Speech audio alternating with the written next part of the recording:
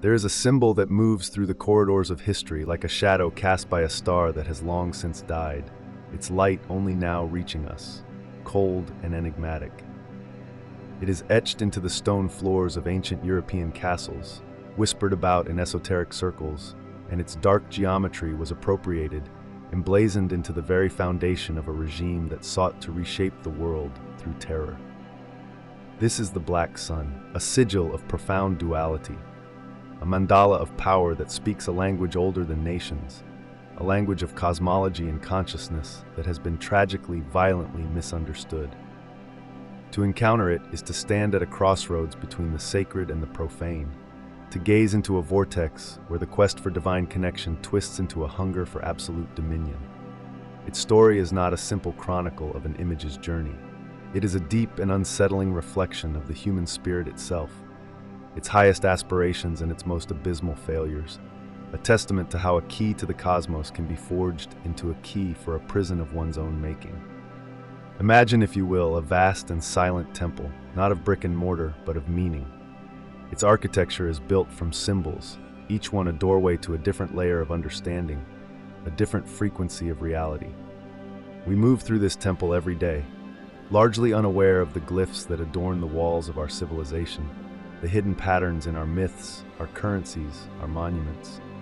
The Black Sun is one such profound glyph, a central rosette in this invisible architecture. It is not merely a drawing, it is a schematic of an ancient worldview, a wheel with 12 radial sigils, often bent or zigzagging, suggesting not a stationary light but a vortex, a dynamic, spinning darkness that emits not warmth but a different kind of energy altogether. In its original conception, it was never meant to represent negation or void, but rather the unseen source, the fertile darkness from which all light is born, the mystical center of the cosmos and the self. It is the midnight sun of the occultist, the spiritual zenith reached not at noon, but in the deepest hour of the night, when the veil between worlds grows thin, and the seeker can perceive the machinery behind the apparent world. This is why we find its echo in places of worship and meditation, in the sacred geometry of old pagan sites. It was a map to a state of being, a representation of the inner sun that illuminates the soul once the noise of the ego is silenced. It spoke of cycles, of death and rebirth, of the eternal return that is the heartbeat of the universe. It was a symbol of integration, of aligning the fractured aspects of the self into a harmonious whole, much like its 12 rays suggesting a completed cycle, a celestial clockwork. But herein lies the peril and the power of such profound symbols. They are keys, and a key can open a door to a sanctuary or to an armory. The same symbol that guided a mystic toward unity could be seized by a political ideology desperate for a mythology of power, for a visual language that screamed destiny, order, and a terrifying, impersonal might. The Nazis, in their ruthless excavation of the past for anything that could lend their project an aura of predestined grandeur, stumbled upon this powerful glyph. They saw not its unifying spiritual core, but its aesthetic of formidable, radiating power. They ripped it from its mystical context and hammered it into the floor of the SS headquarters at Wewelsburg Castle, seeking to tap into its perceived energy for their own ends, to consecrate their darkness with a symbol they failed to comprehend, transforming a wheel of becoming into a wheel of a war machine. Thus, the Black Sun stands today as one of history's most potent and forbidden metaphors, a stark reminder that meaning is not inherent but assigned, and that the search for transcendence can veer horribly into the pursuit of supremacy. Its journey from temple to torture chamber is a cautionary tale written in fire and shadow across the 20th century. To explore its symbolism is to undertake a journey not just into the past, but into the very heart of a perennial human dilemma, the intoxicating, dangerous moment when the seeker of light, gazing too long into the abyss of power, becomes the monster he once sought to illuminate. We begin our exploration at this crossroads, looking both ways, understanding that to truly know this symbol is to understand the two paths that lie before every human soul, one that leads inward to the unifying dark light of the self, and one that leads outward to project that shadow upon the world in a quest for domination. The core of the Black Sun's enigmatic power, the magnetic pole around which its entire history orbits, is the timeless human confrontation with the nature of the center. Every civilization, every individual psyche constructs a cosmology around a central point, a sun, a god, a king, a self. This is the axis mundi, the world pillar, the immovable mover that gives order to the chaos of existence. The Black Sun, in its most primordial essence, is a radical reinterpretation of this universal principle. It does not deny the center, but proposes a more terrifying, more profound truth. That the true source of power is not the visible, life-giving star in the sky, but the invisible, gravitational center around which it and all else revolves. It is the black hole at the heart of the galaxy, the silent, dark nucleus from which spirals a universe of light and form. This is the first great theme it presents, the paradox of the hidden source. The light we see and worship is merely an effect, a consequence. The true cause resides in a darkness so absolute it bends reality itself. In ancient esoteric traditions, this was the great mystery, the Deus Absconditus, the hidden god. The Black Sun is the glyph of that ultimate reality, reminding us that what is most real is often what is least visible, that the foundation of our world is not solid ground, but a profound and mysterious depth.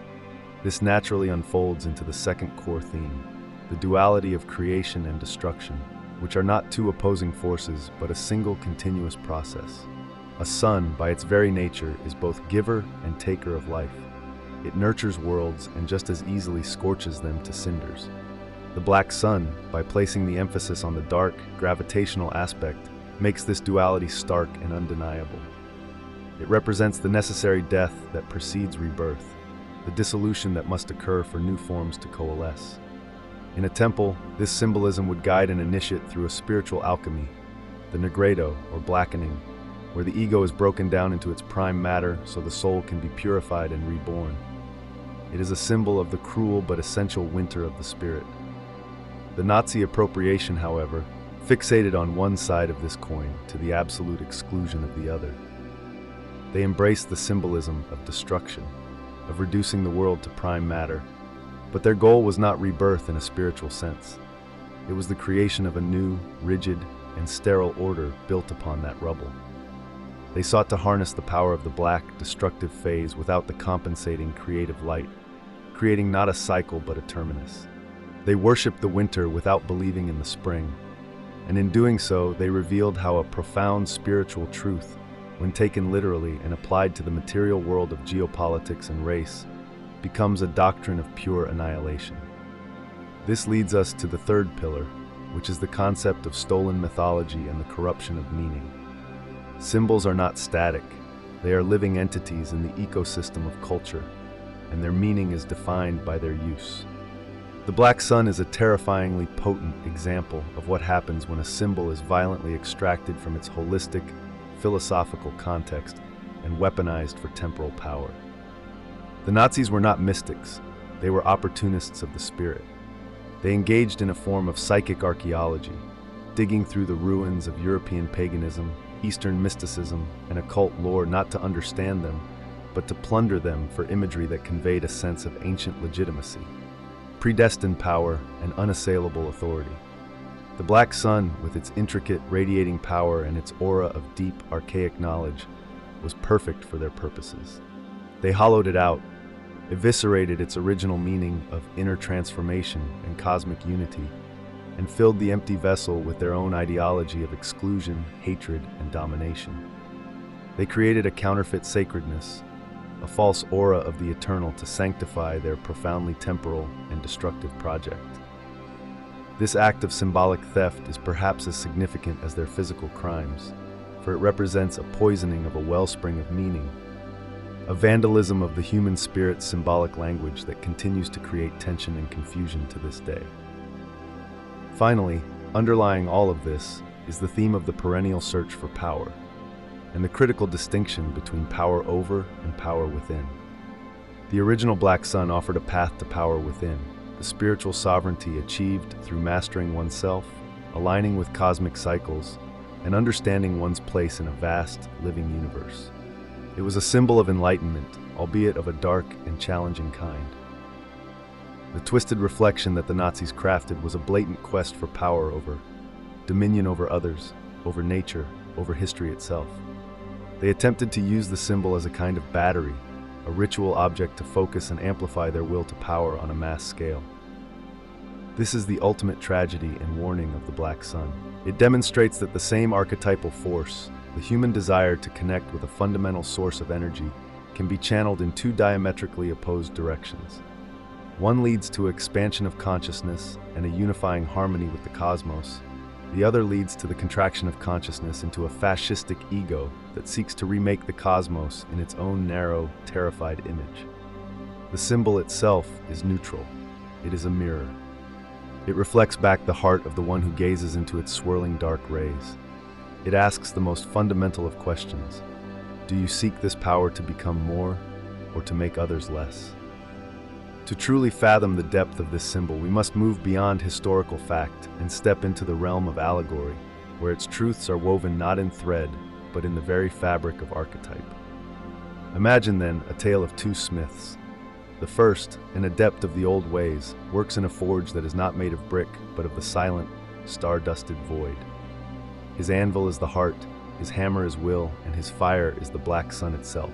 Not a flame that burns, but a cold, dark radiance that dissolves and reforms. He takes the base metal of his unrefined soul, his fears and desires, and places it in this profound darkness. He does not fight the process, he surrenders to it, allowing the black rays to break apart his ego, to shatter his illusions, until all that remains is a glittering, primordial essence. From this void, he then painstakingly reforges a new being, a shape of light and strength, tempered in absolute shadow. For him, the Black Sun is the crucible of transformation, the necessary night of the soul. His creation is an act of inner alignment, and the symbol is a map of his own perfected consciousness, a mandala of unity. Now witness the second smith. He hears echoes of the first power, sees the formidable tools, but misunderstands their purpose. He believes the power lies in the hammer itself, in the anvil's resistance, in the intimidating glow of the dark fire. He fears the dissolution, the surrender. He refuses to place his own soul in the flames. Instead, he seizes the hammer and anvil and builds not a crucible but a factory. He forges not his own spirit, but chains, weapons, and walls. He uses the dark fire not to purify, but to incinerate anything that is not his to control. He seeks to create a world in his own image, but having never been dissolved and remade, his image is fractured, a thing of fear and hubris.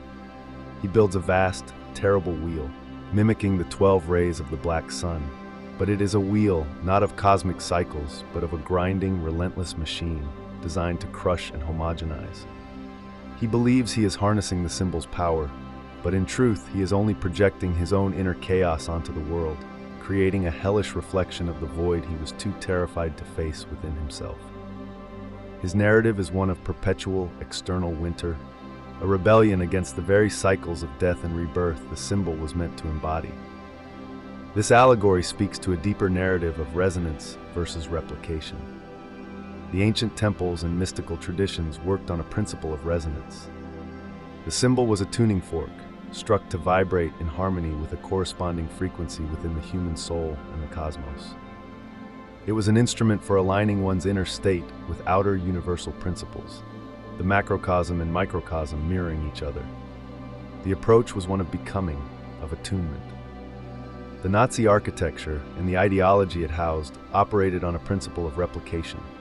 They saw the form, the powerful wheel, the radiating lines, and sought to copy it, to stamp its image onto the world through sheer force of will. They built a vast physical replica of a spiritual concept, hoping the form would conjure the power, like drawing a picture of a battery and expecting it to hold a charge. But a symbol without its inner meaning is an empty shell, a corpse. Their entire project became a grotesque mimicry, a dead symbol weighing heavily upon the living earth, creating not resonance but a dissonance so severe it tore the world apart. This is the tragedy. They built a cage whose bars were shaped like the rays of a liberating sun. Beneath this lies an even more profound cosmic narrative, the story of the sun behind the sun. In countless mythologies, there exists the notion of a central, invisible source, a spiritual sun that is the true source of power and from which our visible sun draws its light.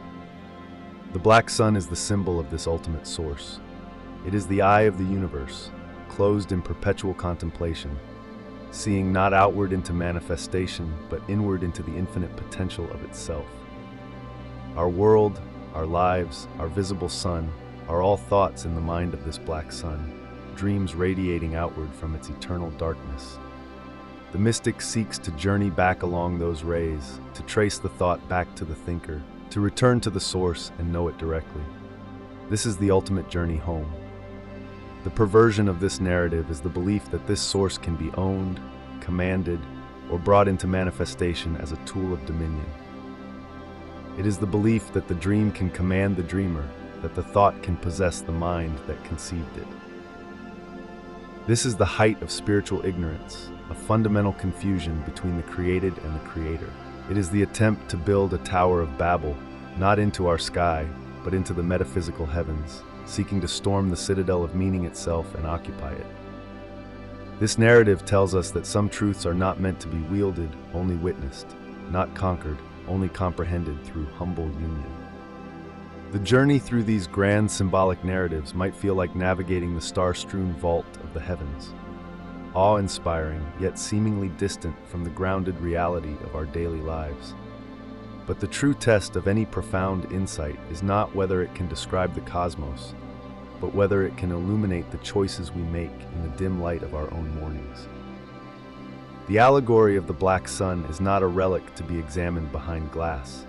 It is a living mirror held up to the individual and collective soul, and its lessons are urgently applicable. It asks us to consider the nature of the center around which we organize our personal universe. Is it a source of external validation, of material acquisition, of power over others? Or have we begun the difficult work of identifying and aligning with that inner gravitational core, the often hidden source of our authentic values, our unresolved shadows, and our true purpose? This is the first practical integration, an audit of our personal cosmology. We must ask ourselves what sun we orbit, and whether its light is one of genuine nourishment or a blinding, obsessive glare that casts long, distorting shadows behind us. This introspection leads directly to the second implication, the conscious management of our own creative and destructive cycles. The black sun teaches that dissolution is not the enemy, but a necessary phase of growth. In a world obsessed with perpetual growth, positivity, and accumulation, we are taught to fear the inner winter, the nigredo, the moments of breakdown, grief, and stagnation. We medicate it, distract from it, or see it as a personal failure. But the symbolism here invites us to reframe these periods not as catastrophes, but as sacred processes of composting. It is the time when the old identity, the outdated projects, the withered relationships, must break down into their essential nutrients to feed the next growth. The practical takeaway is to learn the art of sacred surrender, to stop fighting the necessary endings in our lives, and to instead create a conscious and respectful container for them. This might look like a ritual of letting go, a dedicated period of retreat and reflection, or simply the courage to sit in the darkness without immediately scrambling for a false light, trusting that the dissolution itself is a form of intelligence preparing the ground for what is to come. Furthermore, the symbol's history serves as a perpetual warning about the corruption of meaning in our own minds. We are all constantly engaging in a form of symbolism. The narratives we tell ourselves about our past, the labels we assign to others, the ideologies we adopt, these are all personal myths, personal sigils we charge with power. The practical work is to become vigilant guardians of our own inner symbolism. Where have we, like the Nazis, hollowed out a profound concept, like freedom, success, love, or community, and filled it with a petty, ego-driven, or fearful meaning? Where have we taken a tool for inner power and turned it into a weapon for judgment or control? This is a call to continual inner housekeeping, to examine the symbols we live by and ensure they are aligned with depth, compassion, and unity rather than separation, fear, and domination. It is to recognize that the most dangerous fascism is not always the one wearing uniforms. It is the subtle, internal fascism of the rigid mind that seeks to control the uncontrollable flow of life, both within and without. On a collective scale, the real-world implication is a sharpened literacy of power. The black sun, in its corrupted form, did not appear in a vacuum. It was the culmination of a society desperately seeking a center that could hold and latching onto a malignant one. Today, we are surrounded by modern-day black suns, symbols and narratives that have been stripped of their original, life-affirming context and weaponized to sell products, manipulate populations, and foster division. The swirling, radiating logos of corporations, the apocalyptic imagery in media, the simplistic us versus them ideologies, they often tap into the same archetypal energy, promising power, belonging, and order, but delivering only consumption, anxiety, and fragmentation. Understanding the dynamic of the black sun gives us the lenses to see these patterns, to decode the symbolic language of power being used around us, and to resist the hypnotic pull of empty sigils charged with malevolent intent. It empowers us to demand authentic meaning and to reject the counterfeit sacredness offered by demagogues and advertisers alike. It is ultimately a call to resacralize our world not with dogma, but with genuine, lived meaning, to become the smiths of our own souls, and in doing so, slowly reforge the world. And so we arrive at the silent, radiant core, the still point where all these threads of history, symbolism, and personal implication converge. The journey through the forbidden symbolism of the black sun does not end with a simple conclusion, a neat packaging of answers to be filed away. It ends, rather, with a profound and unsettling invitation, a call to stare directly into its dark center and to see what gazes back from the depths of our own being. This symbol, in its terrible duality, ultimately serves as a cosmic litmus test for consciousness itself. It asks us what we are made of, what we truly seek, and what we are willing to become in the process. It strips away the comfortable illusions of neutrality and reveals that every soul is a battleground between the unifying light of the spirit and the divisive shadow of the ego, between the desire to become one with the cosmos and the hunger to make the cosmos one with oneself. The black sun is the mirror of that eternal choice, reflecting not a face, but a fundamental orientation of the heart. This is not a call to simply condemn one historical atrocity and absolve ourselves of its echo. The transformational call is far more demanding. It is a summons to recognize that the same gravitational pull that drew a regime to hollow out and weaponize this symbol exists as a potential within every human heart. It is the seductive allure of the shortcut to power, the temptation to take a symbol of inner transformation and use it as a bludgeon for external control. The true work, then, is to vigilantly guard against this internal corruption of meaning within our own lives. It is to continually ask, am I using this idea, this relationship, this ambition, as a tool for my own authentic growth and for the service of a greater whole? Or am I wielding it as a weapon to impose my will, to secure my status, to build a personal empire upon the sands of external validation?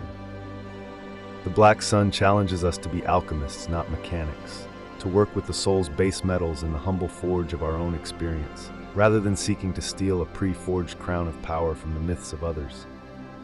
The ultimate transformation it proposes is a reconciliation with darkness, not the ideological darkness of hatred, but the primordial creative darkness of the unmanifest, the source of all potential. Our culture is phobic of this darkness, both literal and metaphorical.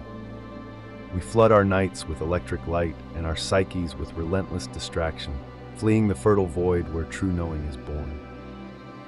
The black sun, in its original spirit, calls us back.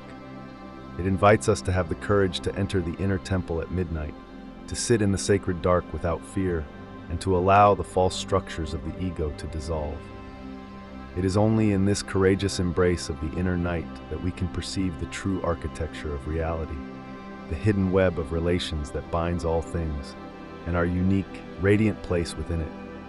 This is the transformational journey from fragmentation to wholeness, from being an isolated speck fighting against the current to becoming a conscious, integrated expression of the current itself. Therefore, let the final word on the black sun not be one of fear or prohibition, but one of sober, empowered reverence. Let it be a reminder that the most powerful forces are those that reside in the unseen realms, in the depths of the human heart and the fabric of meaning itself. The symbol stands as an eternal witness to the fact that we are meaning-making creatures, and that the myths we choose to live by, both personally and collectively, will either consecrate our world or condemn it. The call is to take up the mantle of conscious creators of meaning, to become poets of the soul who can look into the abyss without blinking and bring back not nightmares, but new and life-giving myths for a world thirsting for authenticity. The Black Sun's final secret is that its power was never in its geometry, but in its challenge. It does not give answers. It demands integrity. It asks us to choose every day whether we will use our profound capacity for symbol and meaning to build temples or fortresses, to create light or to cast shadows. The choice, as it always has been, is ours alone.